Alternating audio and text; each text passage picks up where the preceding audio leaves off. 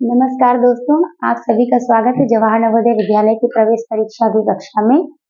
हम लोग इसमें चैप्टर कितने कर चुके हैं? 8 कर चुके हैं और ये हमारा है चैप्टर 9। ठीक है, और हमने आपको बताया था कि इसमें टोटल हमारे जो चैप्टर हैं वो कितने हैं? चैप्टर 10 है। तो इसके बाद इसकी एक लास्ट क्लास और होगी और ये हमारा चैप्टर 9 है वो है स्थान दृश्यावलोकन। मतलब जो इसमें क्या रहेगा, प्रश्न चित्र दिया रहेगा और उत्तर चित्र 4 दिए रहेंगे। तो प्रश्न चित्र में जो आकृति होगी वो हमको जो उत्तर चित्र में विकल्प दिए रहेंगे 4, उसमें उन आकृतियों को किन स्थानों पर है ये देखना है। ठीक है, तो आप लोगों का जैसे कि हम बता चुके हिंदी की क्लासेस खत्म हो चुके हैं। 1 हफ्ते का या 10 दिन का, लगभग 1 हफ्ते का ही मैथ्स का क्लासेस और बचा है और ये आज आपका इसके बाद एक चैप्टर और है।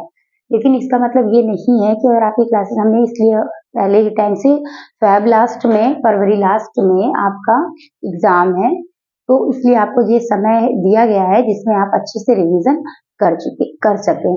ठीक है, और इसके अलावा अगर आपने हमने पढ़ा भी दिया, अगर आपको फिर भी कोई परेशानी होती है तो आप हमको कमेंट कर सकते हैं, मैसेज कर सकते हैं। उसका हम अलग से क्लासेस लेके कई क्वेश्चंस हो जाएंगे एक साथ, तो हम अलग से क्लास लेके उसमें जो भी उसके आपके कंफ्यूजन होंगे, जो भी आपकी प्रॉब्लम होंगी, उनको सबको सॉर्ट आउट किया जाएगा, क्लियर किया जाएगा। सॉरी, ये हमारा जो चैप्टर है हम इसको आज स्टार्ट करते हैं। देखिए, इसमें हमें जो ध्यान देना है, पहले हमको प्रश्न चित्र की आकृतियों को बहुत ध्यान से देख लेना है कि कौन कौन सी चित्र में आकृति दी गई है। ऐसा कोई जरूरी नहीं है कि आपको इसमें ज्योमेट्रिकल शेप ही हो, इसमें भी वही चीज है कि ऐसा नहीं कि ज्यामितीय आकृति की ही हो, इसमें आपको किसी भी प्रकार की कोई भी आकृति दी जा सकती है। बस आपको क्या करना है कि उन आकृतियों को ध्यान पूर्वक, पहले जो आपको उत्तर चित्र दिए गए हैं विकल्प में, उनमें आपको ध्यान पूर्वक देख करके वो ढूंढना है। हाँ, जितनी दी गई हैं आकृतियां, ठीक है, डिजाइन वाली जो दी गई हैं, उसमें आपको ध्यान ये देना है दूसरी चीज कि डिजाइन की संख्या कम या ज्यादा नहीं होनी चाहिए, संख्याएं उतनी ही डिजाइन की होनी चाहिए। और इसके अलावा अगर उनकी आकृति में यानी माप में छोटी या बड़ी हो सकती है वो आकृति, और उनकी दिशा में भी परिवर्तन हो सकता है। जैसे कि आपको अगर समकोण त्रिभुज दिया गया है इस तरीके से, ठीक, और आकृति में आपको इस तरीके का समकोण त्रिभुज मिल रहा है, तो ये आपका उत्तर सही माना जाएगा। ठीक है, तो इसलिए हमें ये ध्यान देना है। जैसे कि नाप, जो मैं आपको बताया, संख्या का जो ध्यान रखना, जैसे पहली आकृति में 2 छोटे त्रिभुज दे रहा है, तो जब हम नेक्स्ट आकृति देखेंगे तो हम जब विकल्प में, तो हम ये देखेंगे कि हमें त्रिभुजों की संख्या 2 दिखे। ये नहीं कि अगर हमें एक त्रिभुज दिख गया तो वो हम उसमें ये त्रिभुज दिख गया, एक ऊपर वाला दिख गया तो वो हम सही मानेंगे, नहीं। अगर 2 त्रिभुज दिए गए हैं तो उस आकृति में 2 त्रिभुज दिखने चाहिए। ठीक, तो हम देखते हैं, जैसे इसमें तो आप लोग खुद ही देख पा रहे होंगे कि पहला ऑप्शन आप जान रहे होंगे कि तीनों आकृति हमको पहले ऑप्शन में मिल रही है। फिर भी हम आपको एक बार बता देते हैं कि आप ध्यान दे लीजिए। देखिए, इसमें इधर पे क्या है, ये एक त्रिभुज तो हमें मिल रहा है, ये वाली आकृति तो हमें कहीं मिल नहीं रही है, ना ही हमें दूसरा त्रिभुज मिल रहा है। सेम यही इसमें भी है कि ये आकृति जो है ये इस तरह से नहीं बन रही है और त्रिभुज भी समकोण इस तरीके का बन रहा है। ठीक है, तो त्रिभुज भी हमको वैसे नहीं मिल रहे हैं। इसमें तो आप देख ही रहे हैं कि साफ साफ त्रिभुज एक ही दिख रहा है और ये नीचे दिख रहा है वर्ग बन रहा है। तो पहली वाली आकृति जो इसका ऑप्शन ए है वो एकदम सही हो जाएगा। अब हम इसमें देखते क्या है कि ये एक वर्ग बना है। क्या बना हुआ है? ये एक वर्ग बना हुआ है और इसके अगल बगल क्या बने हुए हैं? त्रिभुज बने हुए हैं। अब हम देखते हैं, और ये त्रिभुज कैसे बन रहे हैं? ये त्रिभुज बन रहे हैं समकोण त्रिभुज। अब हम देखते हैं कि ये डिजाइन हमको कहाँ पर मिल रही है। तो देखिए, इसमें क्या है, पहली बात तो आप इसमें बीच में देख लीजिए कि आयत बना हुआ है। क्या बना है? आयत बना है। तो ये वाला तो बिल्कुल नहीं होगा। वही चीज सेम इसमें भी आ रही है, ये भी आ रही है, तो उस हिसाब से तो वैसे भी ये ऑप्शन सही है।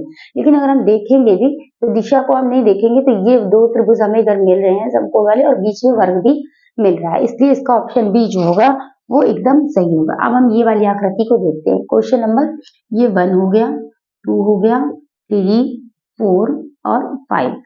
ठीक, अब क्या करना है, इसको हम देखते हैं। तो आप देखिए कि इस तरह से ये बना हुआ है और इस तरह से ये बना हुआ है, सॉरी ऐसे बना हुआ है ये, तरह से ये बना हुआ है।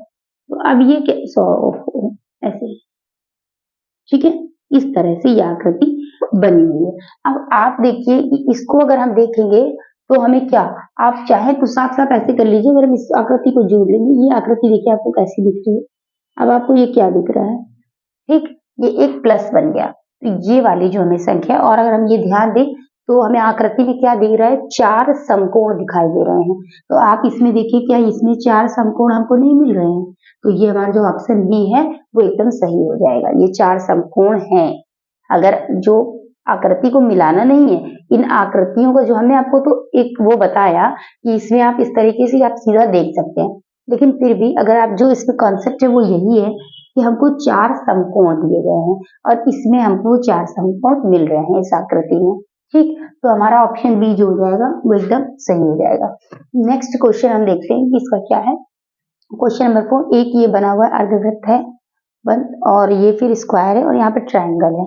अगर हम ये देख रहे हैं तो ये किसमें दिख रहा है, इसमें नहीं है, ट्रायंगल है, अर्धवृत्त है, लेकिन ये जो बीच में बना है वो रेक्टेंगल है।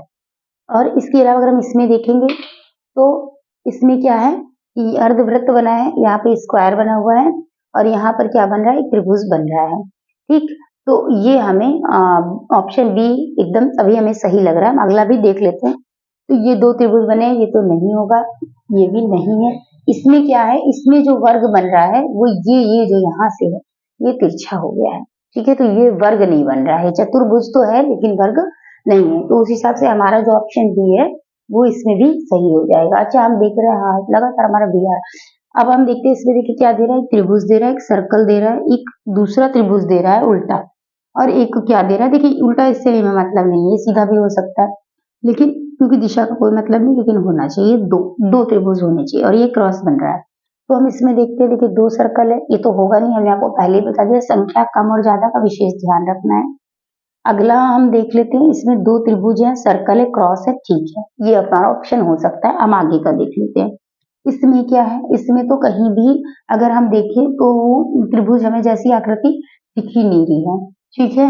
इसको हम देखें तो इसमें हमें दिख रहे हैं 4 त्रिभुज देख रहे हैं, तो फिर हमने वही बात कहेंगे कि हमको गिनती का विशेष ध्यान रखना है, तो इसलिए ये भी नहीं होगा। ये हमारा ऑप्शन बी इसका भी एकदम सही हो जाएगा। तो ये हमारा हो गया आज का चैप्टर स्थान दृश्यावलोकन।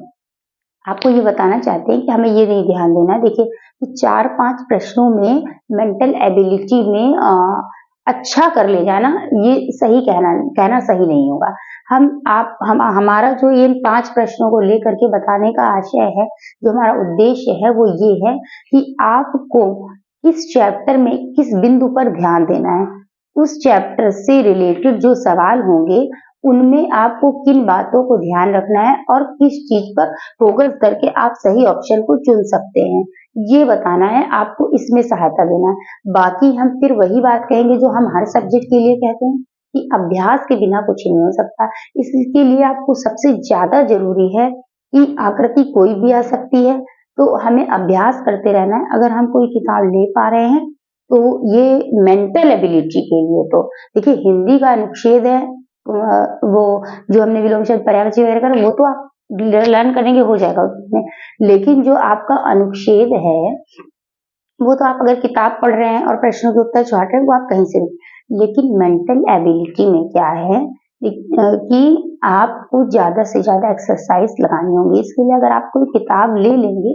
तो बहुत ही बेहतर रहेगा, ठीक। अभी हमारे पास इतनी कोई फैसिलिटीज अवेलेबल नहीं है कि हम आपको पीडीएफ दे पाए या ऐसा कुछ कर पाए।